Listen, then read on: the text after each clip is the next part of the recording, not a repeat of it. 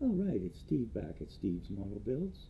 Hope everyone's well today, and thanks for joining us. We've got a quick kit review, and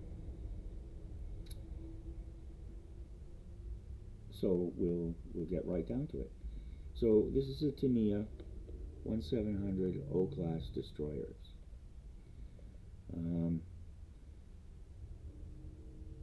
I was pleased. Well, first of all, we'll go over the box. Small box. It's a small kit, 1700 destroyer.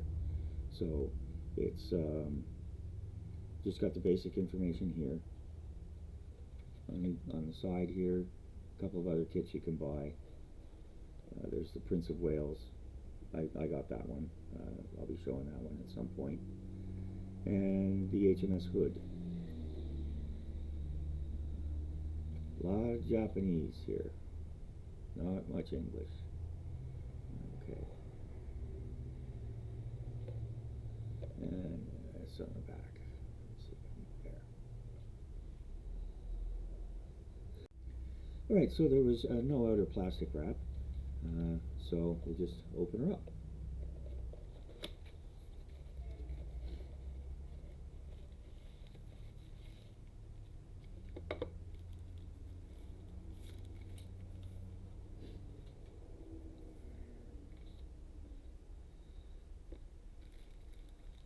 Alright.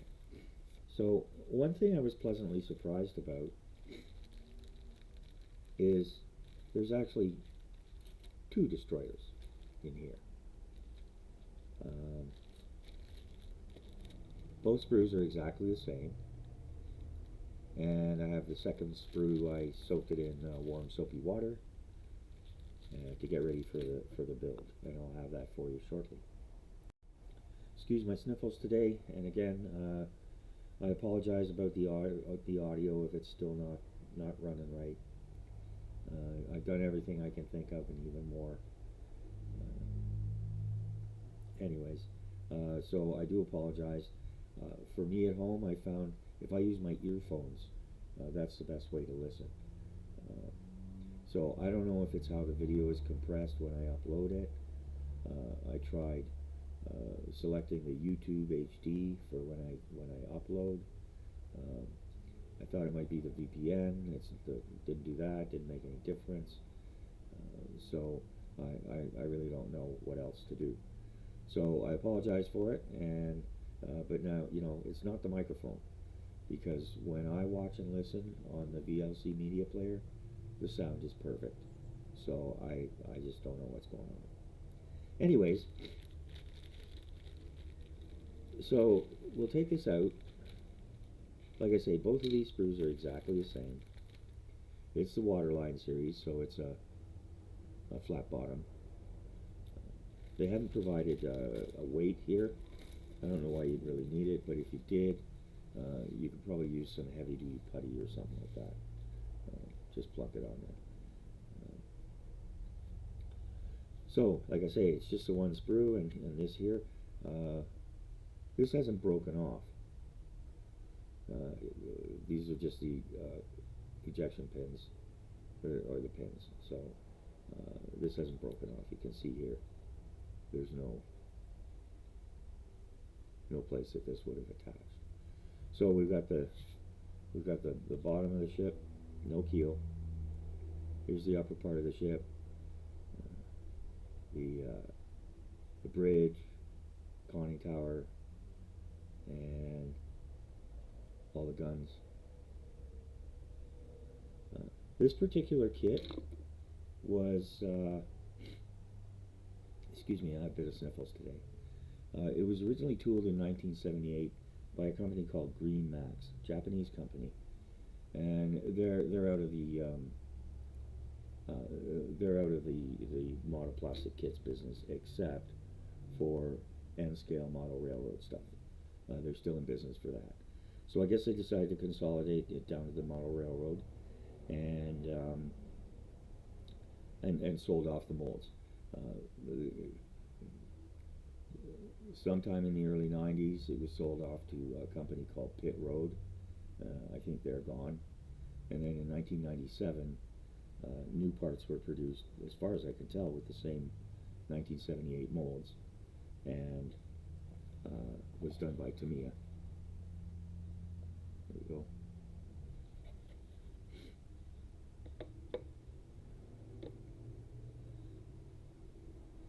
So, pretty old kit. All right, so we've got two O-class destroyers here, which is nice because I was going to do a diorama with U-boats and stuff like that, and of course I'll show that when it comes along. So everything looks great here. I don't see any sprue. All the parts are intact. Nothing seems to be bent. This kind of got bent on the sprue, but it hasn't broken off, and again, it's intact. So you have the little boats here, little lifeboats, and so on and so forth. So I expect I'll be able to slap this together and paint her up in no time at all. The shipping packaging was great. It just came in a regular Amazon envelope.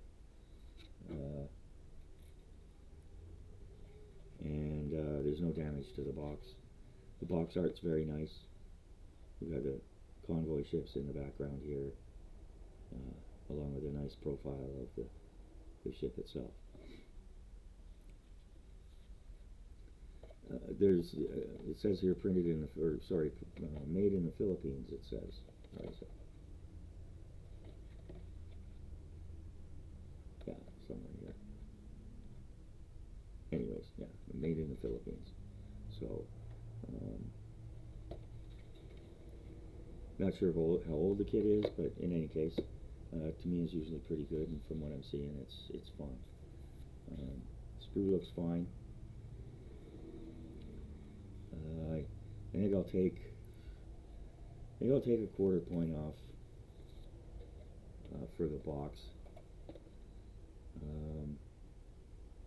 because it really doesn't give you much information. I can't even see anything here on age appropriate or anything like that. So it's very basic. So 1 3/4 points. Both the sprues were in the same bag, but again, it's only 2 sprues and the hull bottom, so I'm not going to ding them on that. It is, after all, a pretty small kit. The quality of the parts and the detail looks great. You can see here.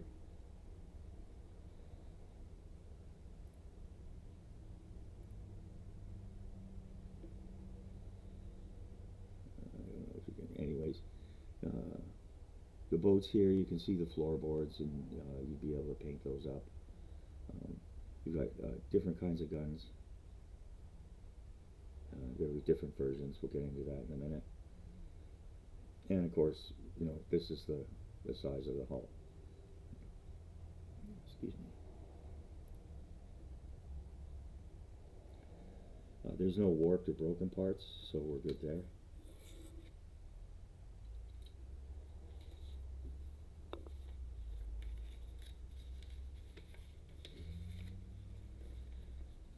Decals look fine. These are copyright 1997, but I expect they're newer than that. They look fine. Everything looks good. There we go. There, that's better than I can see. So we've got here all the G numbers. See that this one on the box is G80.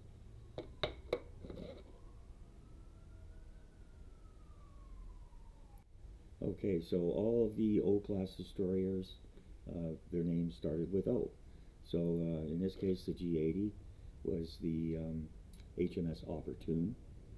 There was also the Orwell, Obedient, Obdurate, Onslaught, and Onslow. There were a couple of others as well, but yeah, they all start with, and you get all the different numbers here. So whichever one you want to do, you can do it. You get 2 nice British red ensigns and some other small markings and so forth. So they look just fine, no complaints. Got your usual caution and legal stuff here.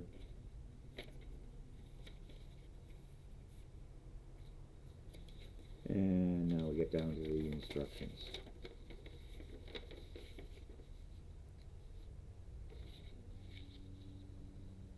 Alright, there's some service notes here.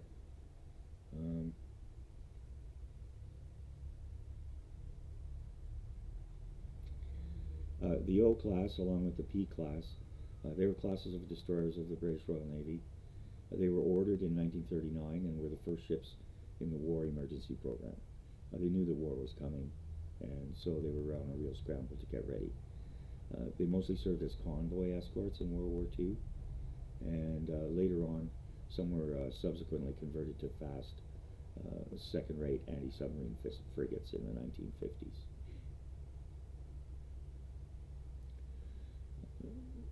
There were 8 O-class ships altogether, built in 2 groups of 4. First group had 4.7-inch guns, and they had low-angle mounts, which could elevate to only 40 degrees. So they were pretty useless for anti-aircraft. They were additionally fitted with 4-inch anti-aircraft gun in place of 1 set of torpedo tubes. So they sacrificed torpedo tubes for an anti-aircraft gun. The second group of 4 had 4-inch guns in high-angle mounts, and they were mostly fitted to act as mine layers. They could be recognized by the flat beaver tail stern over which the mines were dropped.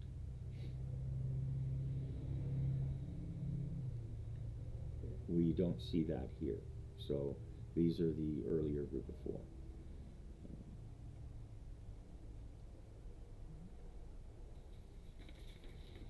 The notes here say prior to World War II, the German Navy owned about 60 U-boat submarines that posed a great threat to Britain, which mainly relied on seaborne supplies of goods. Britain produced a lot of its own goods, agricultural goods especially, and some industrial goods, but for their industrial goods, the steel had to be imported, everything. So at the outset of the war, several destroyers were in service for the Royal Navy. There was the A class, which was built in the 1920s, and the K class, which was completed in 1939. Then came the larger Tribal class destroyers, and we saw the Tribal class destroyer HMS Eskimo with the HMS Ark Royal kit. As usual for a peaceful nation, they weren't ready for the war, so they took what they learned from the first emergency flotilla program. It was announced in 1939, and the Onslow, which was the first of the O-class destroyers, was laid down in 1940. She entered service in mid-41, and 7 more ships of her class were completed by the end of 42.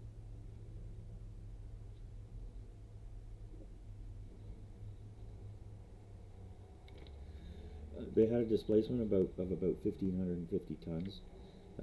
The displacement is the amount of water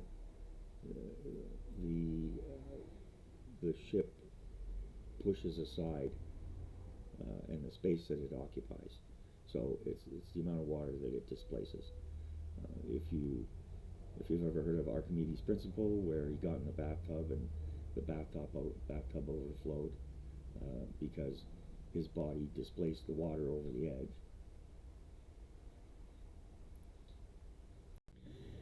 As I mentioned, the main armament of 4.7-inch guns, they were on the Onslow, Oribe, Ofa, and Onslaught.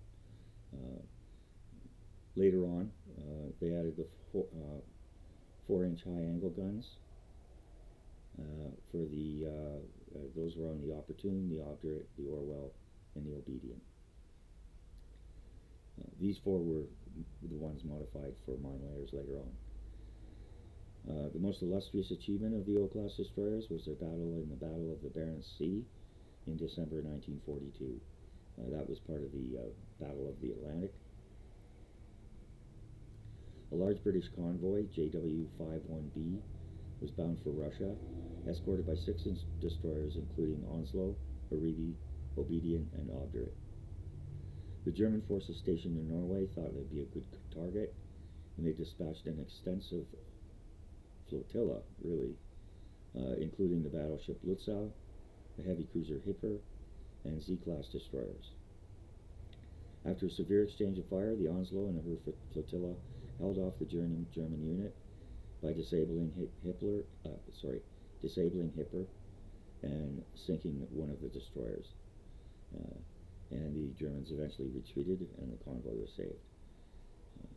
The O-class destroyers mainly saw action in the Atlantic Ocean, including the Normandy landing, but also served for a while in the Mediterranean.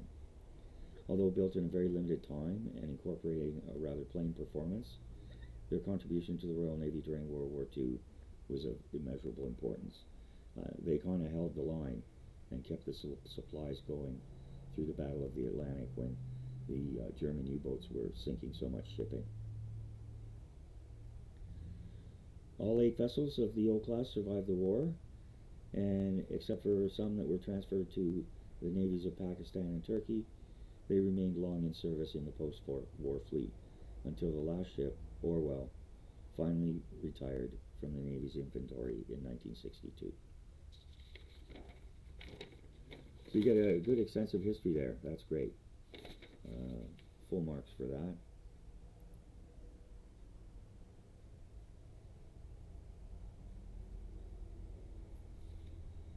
Now we come to the instructions.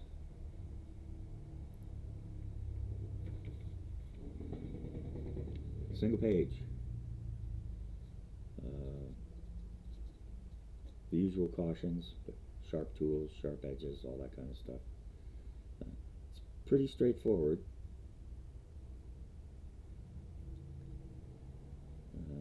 Just go through it piece by piece. Depending on which version you want to build, you can use either the 4.7 or 4-inch guns, or I suppose you could put one of each. Who knows? You can do what you want. Okay, so here's the thing. This note here.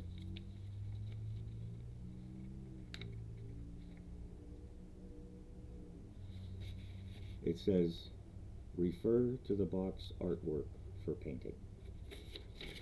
So, as far as the instructions go, they're the regular, what you'd expect from Tamiya. What is disappointing is when you refer to the box artwork.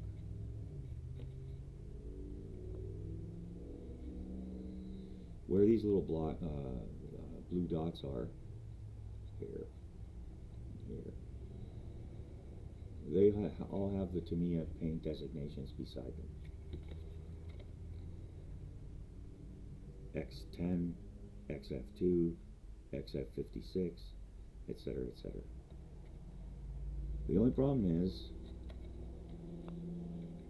in the instructions, there's no legend for the Tamiya paints, and the writing beside all of these letter designations, alphanumeric designations, are all in Japanese. So that's not very helpful. I also see a number of points up here.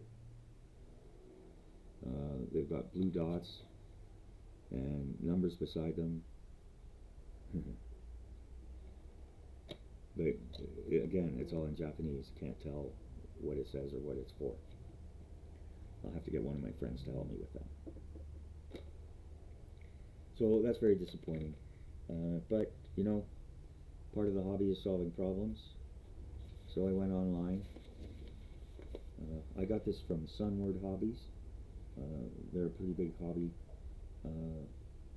shop, online hobby store. They do have some bricks and mortar stores, but they're big in Canada. And on their website, they had the legend for the flat and the regular. If it's, say for example, X5 is regular green, and if there's an F beside it, like XF16, the F stands for a flat paint. So now I've got this, and I will have it if I need it again.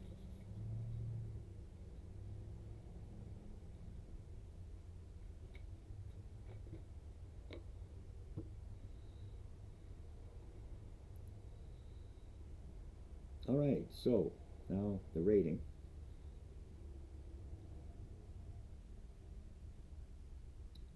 As I said, I took off a 1/4 point for the outer box because it doesn't really have much information at all other than the scale and what it is. Sprues, they get a full 2 points. They're complete, all the parts are attached. There's 0 flash or molding. The quality of the parts and the detail was good. There weren't any broken or warped parts. The decals were fine. There was no photo net etch or aftermarket parts. So 3 points for that. So we're at 6.75 at this point when we get to the instructions. General and service history notes were great. The instructions are clear. They were in black and white, but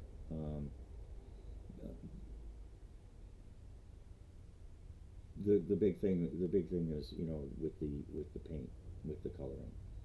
So between the black and white and not having a English legend for the paint scheme, I'm gonna have to ding them a half point, full half point for that. So we have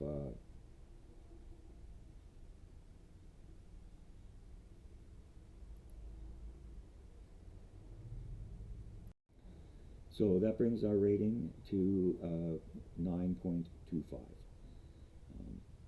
I don't expect to have any problems with the build whatsoever. Everything's pretty straightforward, and so yeah, it's great. I've got 2 of these. So overall, pretty good little kit. Wasn't too expensive. I think I got it on a good sale actually, which is why I picked it up. And so this will be the next kit that I build. And as I said, I've got the sprues drying now, and we'll get some details painted up to get it started, and then we'll do the assembly. So thanks for joining me again, and again, I'm very sorry about the audio. I really don't know what the problem is. I sent off a message to YouTube. Heaven knows if they'll get back to me or not. But anyways, so that's it. Oh, and I should mention, yeah, the kit costs about $22 with free delivery. So that's not bad for 2 little ships. We'll get some entertainment out of it, and they'll go great on the diorama with the U-boats that I plan. So still sitting at 49 subscribers. Hoping to hit the big 50 within the next little while, and I hope that everyone enjoys what they see, and that the audio doesn't give them too hard of a time. Alright, we'll see you next time then. Thanks for watching.